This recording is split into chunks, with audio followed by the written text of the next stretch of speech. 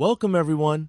Today's episode takes you right into Emma and Jake's home as they enjoy a lazy Sunday.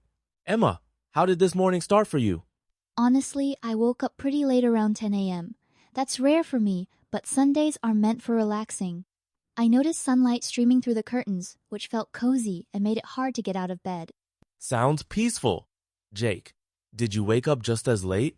Or are you an early bird even on weekends? I'm usually up earlier, but today I stayed in bed scrolling through my phone until Emma called me for breakfast. I like having no alarm, just taking it slow. Let's talk breakfast. Emma, what's your go-to meal on a lazy Sunday? If I have the energy, I love making pancakes. It's a treat, especially with syrup and fresh fruit. But sometimes cereal is just easier, especially when I'm still half asleep. Jake, do you agree with Emma's pancake passion or do you prefer something else? I'm all about cereal quick, no mess, and I can eat it while watching cartoons. But when Emma offers pancakes, I never say no. It's like a mini celebration. After breakfast, how do you two usually decide what to do next? Is there a routine or do you just go with the flow? It depends. Sometimes we plan, but most Sundays we just ask, what do you feel like doing? Today, it was between watching a movie or playing video games. Jake, how do you negotiate if you both want to do different things? We take turns choosing. If Emma picks today, I get to pick next time. It keeps things fair, and we both end up trying new activities we wouldn't choose alone. Emma, can you share some of the phrases you use when suggesting what to do on a Sunday? These could help our listeners sound more natural. Sure, I often say, how about we watch a movie? Or, do you want to play a game?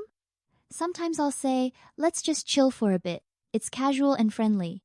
Jake, do you have any favorite expressions for making suggestions or showing you're open to ideas? I'll say things like, I'm cool with anything, or whatever you want. And if I have a preference, I might say, I'd rather play games first, if that's okay. Now, we all know weekends often mean chores. How do you both balance relaxing with getting things done around the house? It's tempting to skip chores, but we try to split them. For example, I'll tidy the kitchen if Jake vacuums the living room. We put on music to make it more fun and less like work. Jake, do you ever negotiate or try to get out of chores?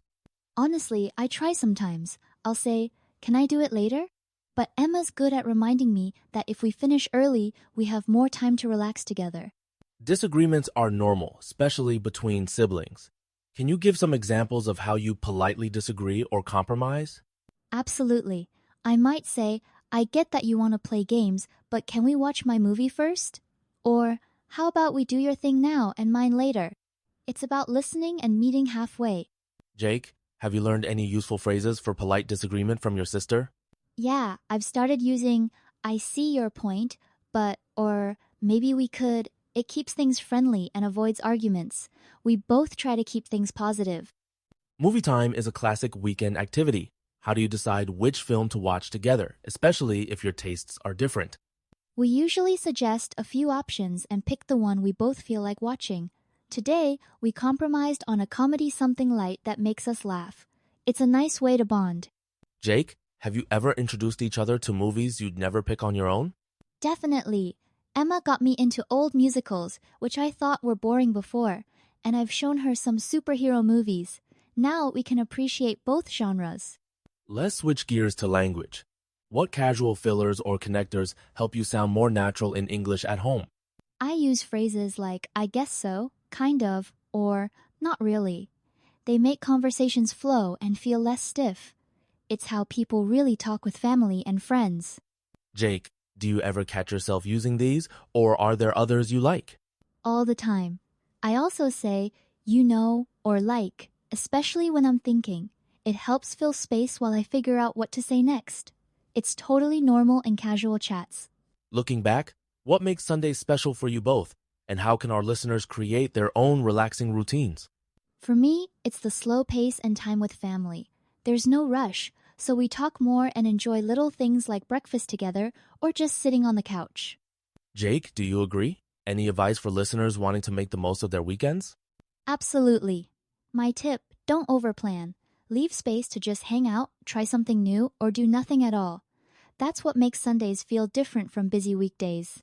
Before we wrap up, we have a speaking challenge for our listeners. Emma, What can they try at home to practice today's language? Try recording yourself answering questions like, "What's your favorite Sunday breakfast?" or "How do you spend a lazy weekend?" Use phrases we shared, such as "let's" or "how about." Jake, any tips to make practice more effective? Speak slowly, repeat key phrases, and don't worry about mistakes. You can also create a short dialogue with a friend or family member, focusing on natural expressions and casual conversation.